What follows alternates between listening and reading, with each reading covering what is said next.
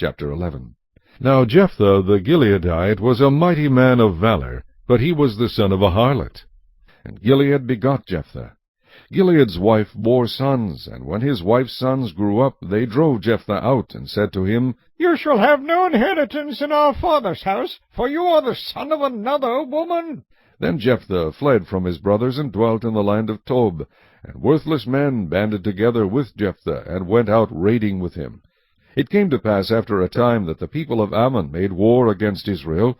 And so it was, when the people of Ammon made war against Israel, that the elders of Gilead went to get Jephthah from the land of Tob. Then they said to Jephthah, Come and be our commander, that we may fight against the people of Ammon. So Jephthah said to the elders of Gilead, Did you not hate me and expel me from my father's house? Why have you come to me now when you are in distress? And the elders of Gilead said to Jephthah, That is why we have turned again to you now, that you may go with us and fight against the people of Ammon, and be our head over all the inhabitants of Gilead. So Jephthah said to the elders of Gilead, If you take me back home to fight against the people of Ammon, and the Lord delivers them to me, shall I be your head? And the elders of Gilead said to Jephthah, The Lord will be a witness between us, if we do not do according to your words. Then Jephthah went with the elders of Gilead, and the people made him head and commander over them. And Jephthah spoke all his words before the Lord in Mizpah.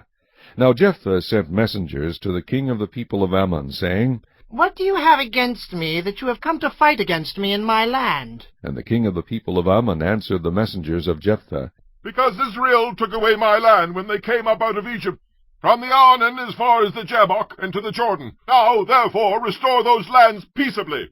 So Jephthah again sent messengers to the king of the people of Ammon, and said to him, Thus says Jephthah, Israel did not take away the land of Moab, nor the land of the people of Ammon. For when Israel came up from Egypt, they walked through the wilderness as far as the Red Sea, and came to Kadesh. Then Israel sent messengers to the king of Edom, saying, Please let me pass through your land. But the king of Edom would not heed.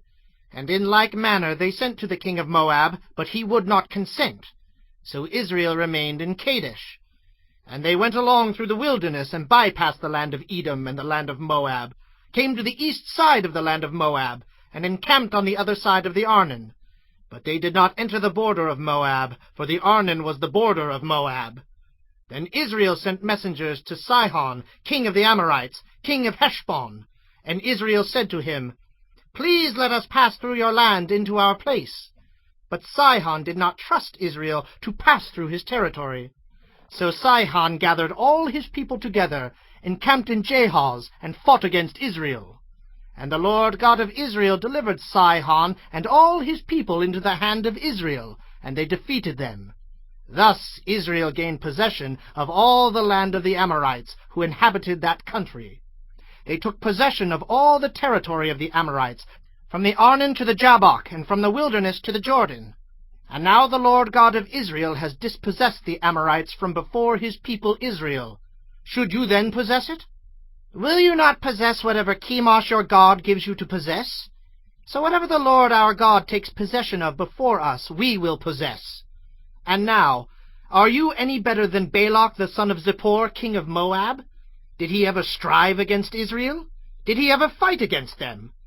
While Israel dwelt in Heshbon and its villages, in Aroer and its villages, and in all the cities along the banks of the Arnon for 300 years, why did you not recover them within that time? Therefore I have not sinned against you, but you wronged me by fighting against me. May the Lord the judge render judgment this day between the children of Israel and the people of Ammon. However, the king of the people of Ammon did not heed the words which Jephthah sent him.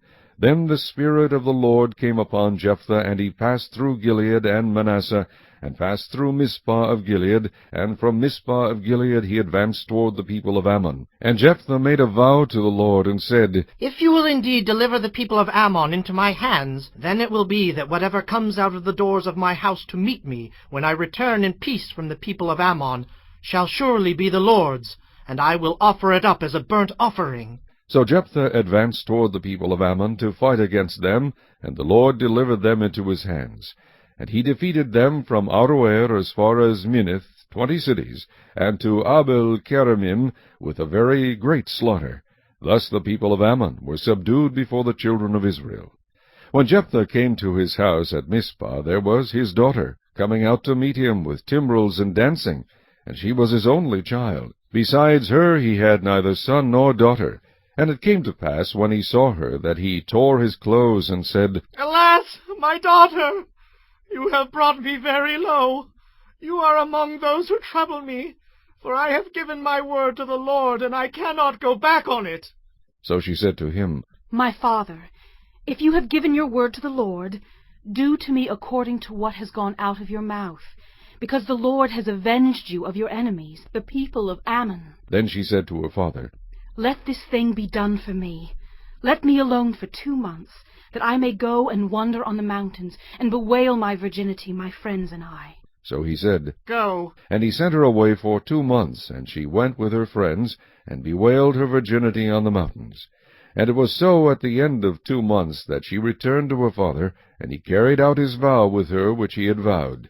She knew no man, and it became a custom in Israel, that the daughters of Israel went 4 days each year to lament the daughter of Jephthah the Gileadite.